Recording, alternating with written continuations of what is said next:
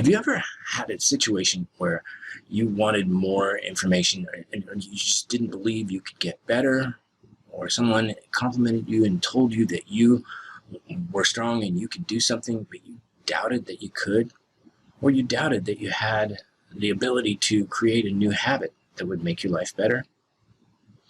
Well, these doubts can be healthy skepticism, but they can also block you from what's most important in your life.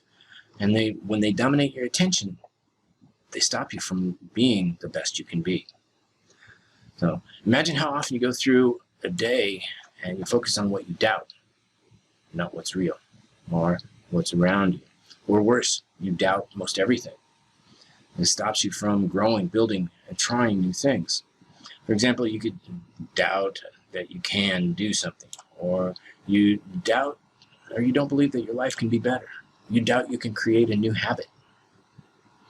Well, this is an impulse feeling, and it creates stiffness in your mind and body. It blocks your creativity, it blocks your growth. So there's an old saying, you are where you are in life based on your beliefs. If you like where you are, great. If you don't like where you are, then you need to change your beliefs. Okay? And these beliefs in this session are about doubt. But as a human being, right, well, when given the option of changing our beliefs about something and finding evidence that we don't need to change them, our first impulse is to go find evidence, because that primitive brain is controlling things back there. It's the one that all information goes through that primitive brain, but it's not logical. It's only emotional. And so we want to train that brain like the most successful people in the world do. See, the most successful people in the world, they look at that impulse like doubt as an adversity. And right away, they go to work looking for an equal or better opportunity that's more valuable or more beneficial to them. So that's what we're going to do today. We're going to look at doubt. First, we're going to look at that doubt and give you the challenge. Okay? Then we're going to look at how you can benefit or look back on some things in the past that you doubted and how this process may be valuable to you and those memories of the past. So let's get into it. First, we have give me your email, and that's just so I can send you back your responses. That's it. So, but remember to save the URL so you can rate yourself next time you want to try this out. We have all 5 distractions here, and then we're ending with doubt in this one. And give me your name. So, and people will see your name, so please use an alias if you don't want people to know your name. They don't see your email, though. All right, the 2-day doubt awareness challenge. Over the next 2 days, when you see something, or you say to yourself you're feeling doubtful about people or circumstances, a little skepticism is okay, but if it's dominating your thinking by you wishing you had total assurance, or you wanted total control over something, and you needed to have 100% truth or all of the evidence before you felt confident that something would work. See, wishing is okay, but if those wishes are adversely dominating your feelings and thoughts, we want to control that pull, and that's what we're going to be doing with this awareness challenge. So first, identify that impulse of doubt, then name it. What this does is, the impulse is in your primitive brain, the naming is in your logical brain. So you're playing around with it and getting it out of that impulse part. So, and then you will rate, what was the impulse? How intense was that feeling? And then you'll rate after the more logical part, after you named it, and see the difference in those. Then, in step number 3, you will ask yourself, how bad was this doubt adversity?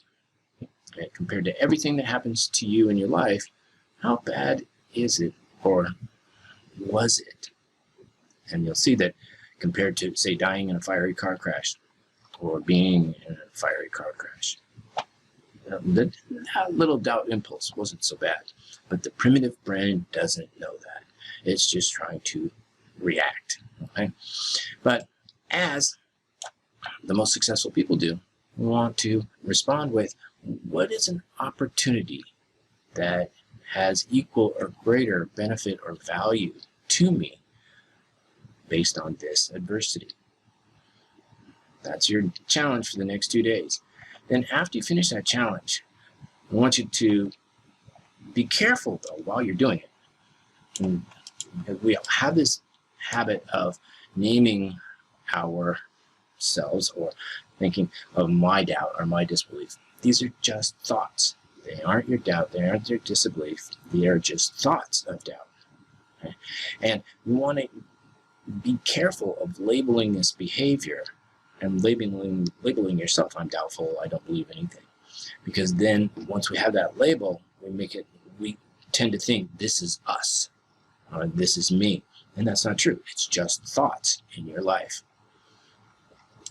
So once you finish the challenge, I would like you to go through this reflection about previous experiences in your life.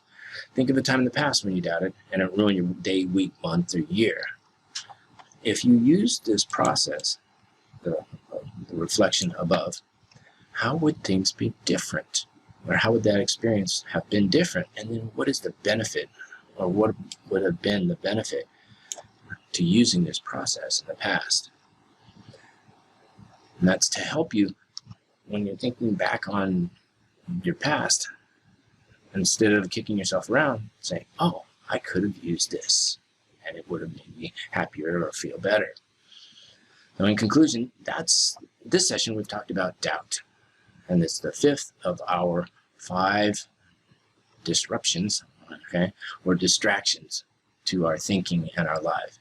In the next module, we're going to look at value stories. These are things that happened to you in your life that gave you value. So stay with us, and those value stories can be great ways to build rapport and connection with others.